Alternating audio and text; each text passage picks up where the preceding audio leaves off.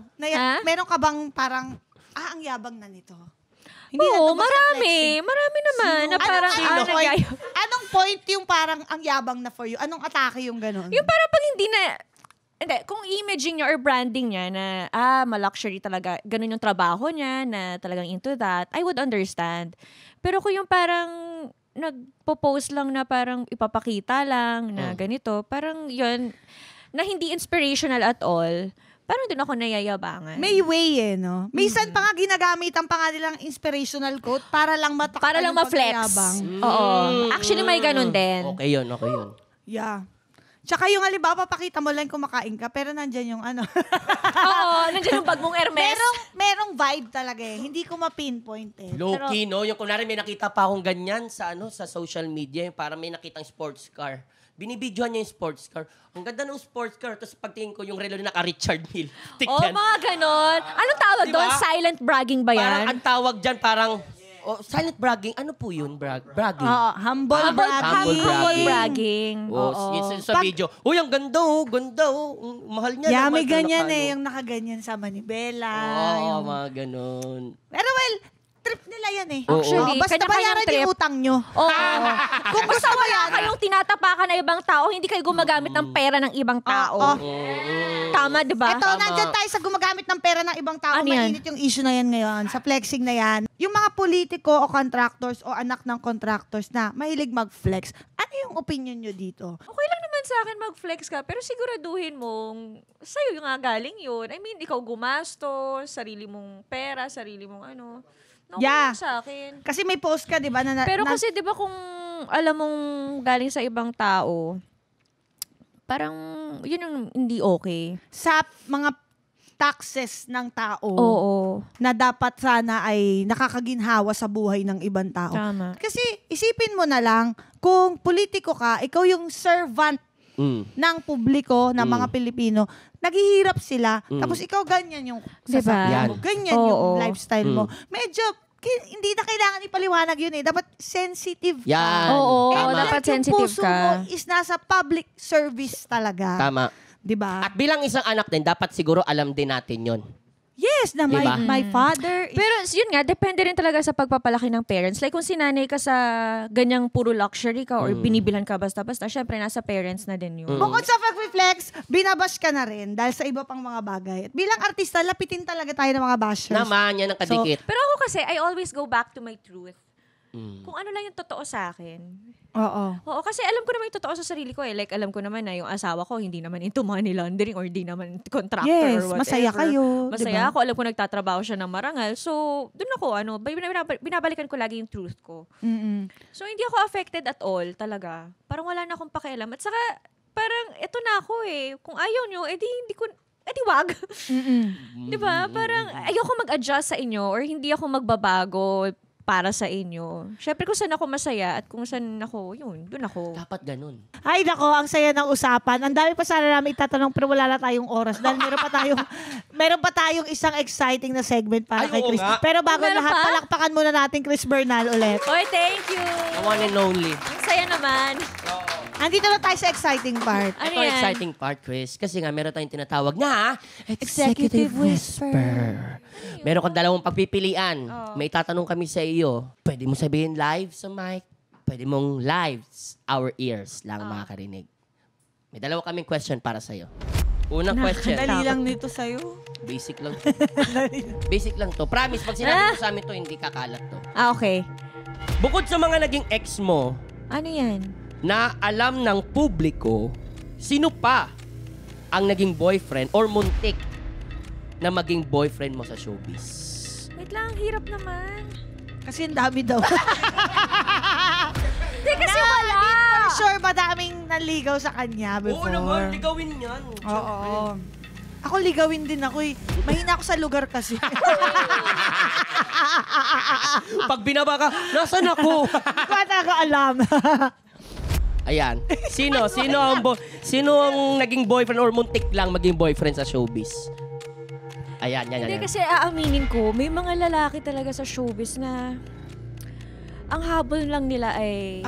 yung ganon. So, hindi ako ganon. Ganon, boy.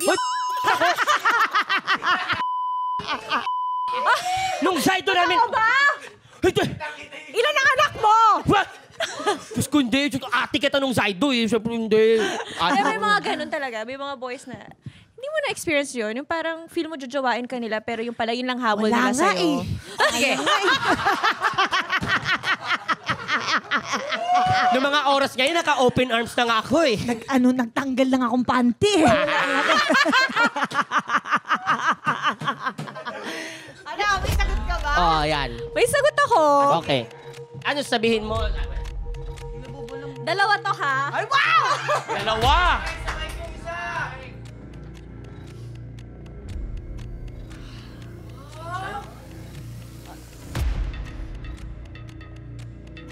Uy! Bakit?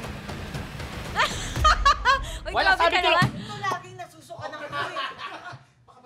Nasusuka ng kulo kasi. Ganda mo talaga, Chris. Grabe ka naman.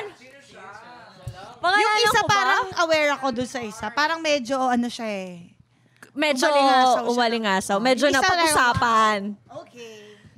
Nice. God bless. Ang swerte nila sa'yo kung sakali. Kaso lang, sorry. Yan. Oo naman, Sorry. I love it. Nakaligtas Matagal na ka. yun. Matagal na yun. Nakaligtas ka doon sa una. Tignan natin tong pangalawa. Ayan. Ay, meron pa? Oo, meron pa Take eh. it away, Mr. Vice. Sino ang pinakamayabang na artistang kilala mo? Bukod kay Buboy. Hindi yon. Hindi, sabi nung ano kanina, mayabang ka din. Hindi, totoo yun. Pinakamayabang, of course, meron yan. Ayun na. Talagang nakita ko, name by name by name by name. Malalaman niyo po next week dito lang sa... Ikaw, sino sa'yo? Pinakamayabang? Ikaw muna, isip ako. Sumoy.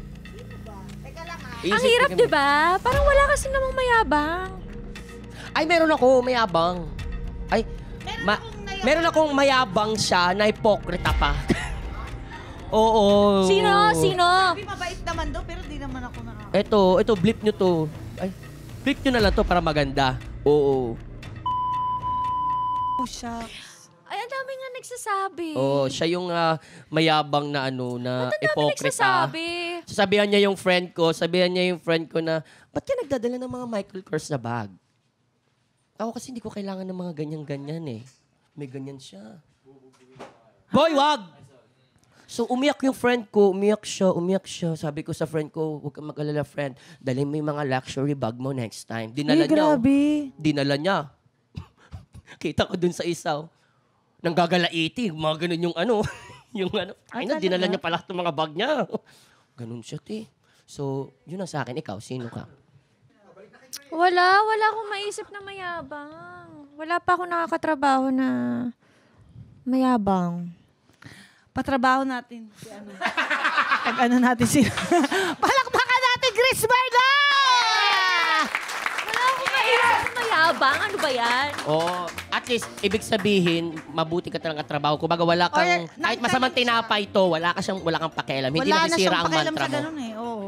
Kaya very nice ka talaga doon, Chris Bernal. Nag-iisang Chris Bernal! Ay, thank you. Ano ba At yan? syempre, narito ang ating batas for the week. Ang flexing law. Walang contest sa social media. Hindi mo kailangan mag-flex para lang sabihin in ka. Ina ka lang. Charot. Iwasan mo rin magkumpara sa iba, lalo na't nagyayabang lang naman sila. Aww! Nako, Chris, sa lahat ng mga patuloy na sumusuporta sa'yo, ano naman yung masasabi mo para sa kanila? Ay, thank you. Thank you kasi hanggang ngayon, nandiyan pa rin suporta nyo at saka hindi kayo nagsasawa sa akin. Mga diba? shizams. Oh, shizams, crispers. Crispers! Ang tagal mo na kasing Oh. ano di ba? May For mga, nandiyan pa rin yung mga solid. Oo. So maraming Galing. salamat kasi talagang kahit marami namang mga bagong dumadating, alam mo yun, solid pa rin sila. Oo. So, thank you. At saka sana ngayon na nag-sign ulit ako sa Sparkle, sana panoorin ulit nila yung mga gagawin kong shows. For sure. Diba? Ayan. Tapos, syempre, Mondays to Fridays, TikTok lock. I love it! Palakpakan natin ang paulit-ulit with Padjak, grabe Chris naman kayo. Bernal! At yung asawa ko ay hindi ho contractor. Ayan na, malinaw na. Mga kayulol, maraming salamat din po sa inyong panonood at pakikinig sa amin. Lagi ninyong tandaan. Deserve mong tumawa. Uy, deserve mong sumaya. Kaya mag-subscribe na sa Yulol dahil dito ang hatid namin sa inyo. More tawa, more saya. Hearing adjourned. See you next Saturday. Yeah.